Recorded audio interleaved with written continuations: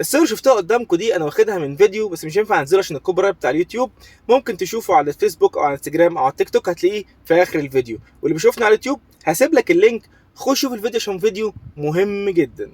المهم الصور دي او الفيديو ده بيدل اللي في ناس مهمه ومشاهير كبيره جدا عايشين معانا على الارض، وممكن يكونوا مستنسخين، او ممكن يكونوا ماتوا وفي ناس بتقوم بدورهم، او ممكن يكونوا من جوه في الارض، او ممكن يكونوا الرماديين اللي هم برضو فئه من فئات جوه في الارض.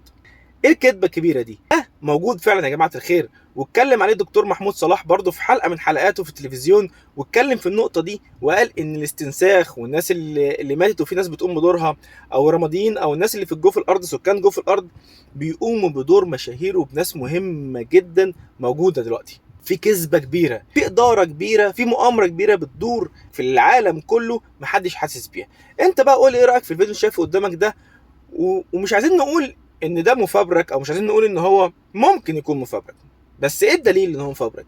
بس في دليل تاني هوراك دلوقتي، صور برضو من فيديو هسيبهولك في اخر الفيديو، بيدل ان الفيديو الاولاني صح ومش مفبرك، واحنا عايشين في مؤامره كبيره وكذبه كبيره. عايزك بس لما تشوف الفيديو اللي جاي ده قول لي ايه رايك في الكومنتات، وما تنساش دعم الاشتراك في القناه واللايك بالشير. لو بتشوفني على اليوتيوب ما تنساش تشترك في القناه، لو بتشوفني على الفيسبوك وعلى الانستجرام وعلى التيك توك ما تنساش الفولو، وما تنساش تعليقك وقول لي ايه رايك.